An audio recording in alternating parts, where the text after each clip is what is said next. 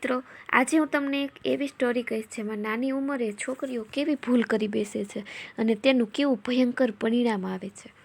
નીરજા છેલ્લા 2 કલાકથી બાલ્કનીમાં આરામ ખુરશી પર બેઠી હતી.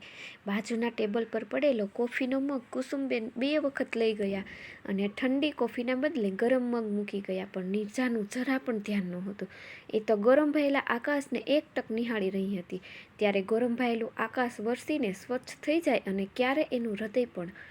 નીરજા ખુરશીમાં પીઠ ટેકવીને બેઠી જ એટલી વારમાં દૂર આકાશમાં ગડગડાટ થવા લાગ્યો અને ગોરંભાયેલું આકાશ જાણે વરસીને પોતાની પીડા રજૂ ન કરી રહ્યું હોય એમ મુશળધાર વરસવા લાગ્યું. જાણે ગોરંભાયેલા આકાશના વરસવાની રાહત જોતી હોય તેમ નીરજાની આંખમાં છુપાયેલું વાદળ પણ ધોધમાર વરસવા લાગ્યું.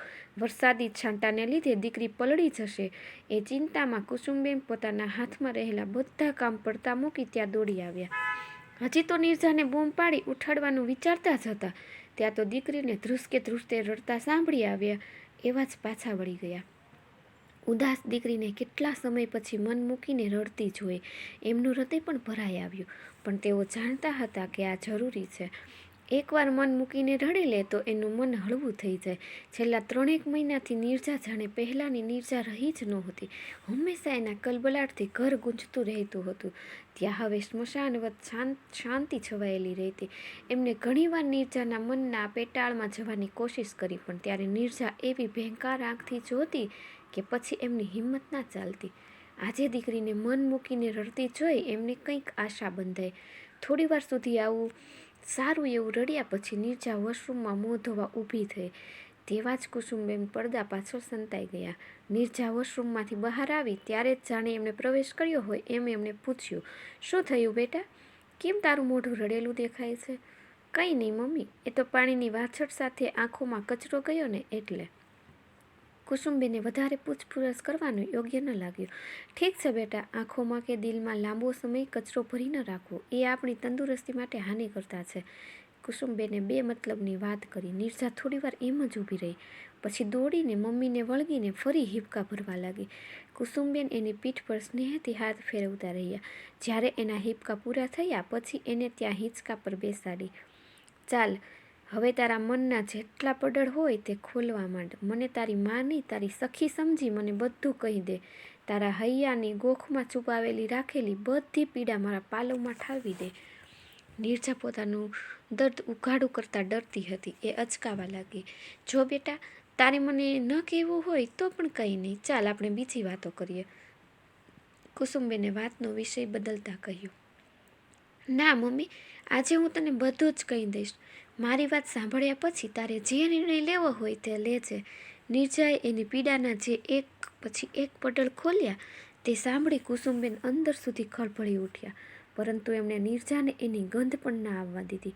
આવા અલ્લે ટપુઓ ભોળી નાદાન છોકરીઓની લાગણીનો ગેરઉપયોગ કરતા હોય છે તે તો તેમને ખબર હતી, પણ આ રીતે? પહેલાં એ ક્યારેક નીરજાને બસ સ્ટોપથી ઘર સુધી બાઇક પર મૂકી જતો. ધીમે ધીમે એણે નીરજાની લાગણીઓ સાથે રમત માંડી. ઓગસ્ટ મહિનાની 8મી તારીખે નીરજાનો જન્મદિવસ આવે છે એવી માહિતી એને મેળવી લીધી.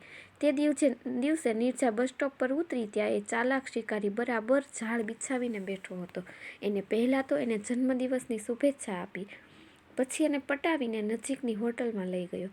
ત્યાં એના 4-5 મિત્રો હતા. બધાએ એને જન્મદિવસની શુભેચ્છા આપી, કેક કાપી, બધાએ એને ખવડાવી. ભોળી કબૂતરી જેવી નીરજા એ લોકોની જાળમાં ફસાઈ ગઈ. પોતે એ ચાલબાજ શિકારી પર પોતાની લાગણી ઓળઘોળ કરી બેઠી હતી. પછી એ નીરજાને એના ઘર નજીક છોડી ગયો. આવું થોડા દિવસ કરી એણે નીરજાનો વિશ્વાસ અને લાગણી બંને જીતી લીધા. ઓગસ્ટના છેલ્લા દિવસે શાળા 2 પિરિયડ વહેલી છૂટી. એણે એ તકનો લાભ લઈ એની શાળા પાસેથી જ એને બાઇક પર બેસાડી દીધી. વરસાદ ધીમે ધીમે પડી રહ્યો હતો. અચાનક વરસાદનું જોર વધતા એ ચાલાક શિકારીએ કહ્યું, આપણે થોડીવાર આ જૂના મકાનમાં આશરો લઈએ, પછી વરસાદનું જોર ઘટતા હું તને તારા ઘર પાસે છોડી દઈશ. દુનિયાદારીના કાવા દાવાથી અજાણ નીરજા એની સાથે મકાનમાં પ્રવેશી. એને નહોતી ખબર કે ત્યાં તો એના બીજા સાગરીતો ટાંપીને શિકારને દબોચવાની તૈયારીમાં હતા. ઘણા બધા અજાણ્યા ચહેરા જોઈ એ ડરી ગઈ. એણે ભાગવાની પેરવી કરવા વિચાર્યું. જો નીરજા, ભાગવાની તૈયારી કરશે તો અમે તને પકડી પાડીશું, માટે ચૂપચાપ હું કહું તેમ કરશે એમાં જ તારી ભલાઈ છે. આજે નિર્જાને સમજાયું કે ભોળપણમાં ખોટા માણસ પર પોતાની લાગણી વરસાવી બેઠી હતી. એણે કહ્યું, તમે જેમ કહેશો તેમ હું કરીશ, પણ મને હાથ ન લગાવતા. અરે હોતું હશે કંઈ, તું જેમ કહે તેમ. પહેલાં તું મારા સવાલનો જવાબ આપ. તારે તારા બધા કપડાં વ્યવસ્થિત પહેરીને જવું છે કે ફાટેલા કપડાં પહેરીને? નિર્જા એનો કહેવાનો મતલબ ન સમજી. એણે કહ્યું, પ્લીઝ મારા કપડાં ના ફાડશો. ફાટેલા કપડાં પહેરીને હું કેવી રીતે ઘરે જઈશ? ચાલ ઠીક છે, તો તું જ્યાં ઊભી છે ત્યાંથી મારી પાસે એક એક કપડાં ઉતારતી આવ. નિર્જા અચાનક અવાચક થઈ ગઈ. શું બોલવું એ ન સૂઝતા એ રડવા લાગી. હવે જ પેલા શિકારીએ પોતાનો રંગ બતાવતા કહ્યું, જો તું તારી જાતે તારા કપડાં નહીં કાઢે તો મારા મિત્રો જબરદસ્તીથી કાઢશે. એમાં તારા કપડાં ફાટવાનું પૂરેપૂરું જોખમ છે. શિકારી કૂતરાઓએ બરાબર ઝાડ બિછાવી હતી. ડરી ગયેલી નિર્જા પોતાની જગ્યા પરથી ચાલતા ચાલતા પોતાના કપડાં પોતાના હાથે જ ઉતારતી એની સામે આવી. એણે એનો આખો વિડીયો ઉતારી લીધો. એ ચાલાક શિકારીએ એવો ત્રાગડો રચ્યો જેથી કહી શકાય કે અમે તો એને હાથ પણ નથી લગાવ્યો. એણે જાતે જ પોતાની જાત મને હવાલે કરી છે.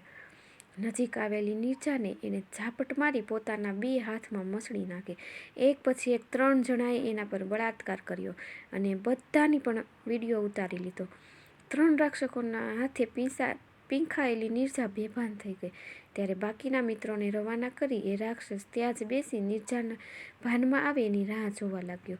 થોડી વારે અસહ્ય પીડાથી કરાંચતી નિર્જા ભાનમાં આવી એટલે જાણે ઉપકાર કરતો હોય તેમ બોલ્યો, ચાલ ફટાફટ કપડાં પહેરી લે, હું તને તારા ઘરે ઉતારી દઉં. 2 ઘડી તો એને રાક્ષસની મદદ લેવાની બિલકુલ ઈચ્છા ન થઈ, પણ પછી વિચાર્યું, આમ પણ આટલી પીડા સાથે મારાથી એકલા જવાશે નહીં. એણે જેમ તેમ કરી કપડાં પહેર્યા. પોતાની બાઇક પર બેસાડતા એણે એને ધમકી આપી, જો કોઈને પણ આજની ઘટના વિશે વાત કરી છે તો તારો વિડીયો આખા શહેરમાં ફેરવી દઈશ, માટે ચૂપચાપ રહેજે અને બોલાવવું એટલે જરા પણ આનાકાની કર્યા વગર આવી જશે. નથી આવી તો તારા નાના ભાઈને કાપીને ફેંકી દેતા મને વાર નહીં લાગે. નિર્જાને ખોટા માણસ પર પોતાની લાગણી વરસાવવા બદલ ખૂબ જ દુઃખ થયું. પછી તો એ એના સકંજામાં એવી ફસાઈ ગઈ કે એ બોલાવે એટલે ગયા વગર ચાલે જ નહીં. એણે તો રીતસર એનો ધંધો શરૂ કરી દીધો. કુસુમબેન એને પૂછતા ક્યાં જાય છે ત્યારે તે નીતનવા બહાના બતાવતી. 16-17 વર્ષની નાદાન ઉંમરમાં જાણે એ કેટલાય વર્ષો જીવી ગઈ.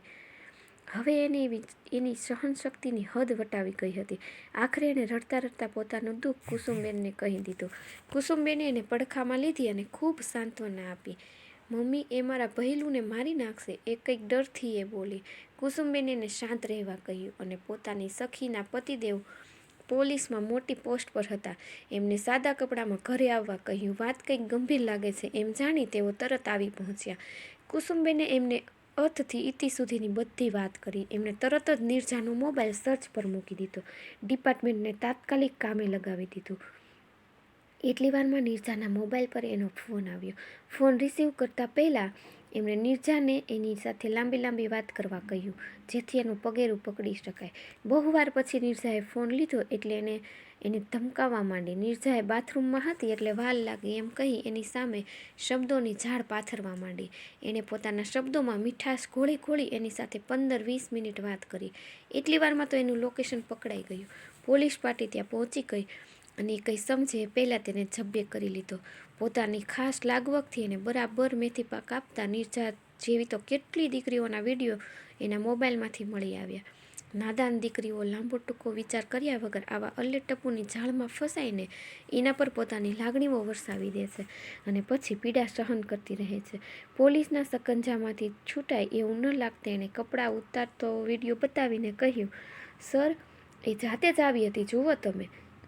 પોલીસ પાસે તો આવા કેટલાય કિસ્સા આવતા હોય. એમણે ચમાવીને એક તમાચો તેની કાનપટ્ટી પર માર્યો.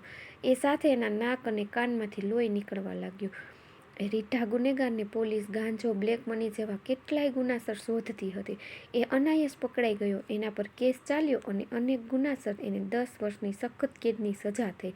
નિર્જાને સમજાઈ ગયું કે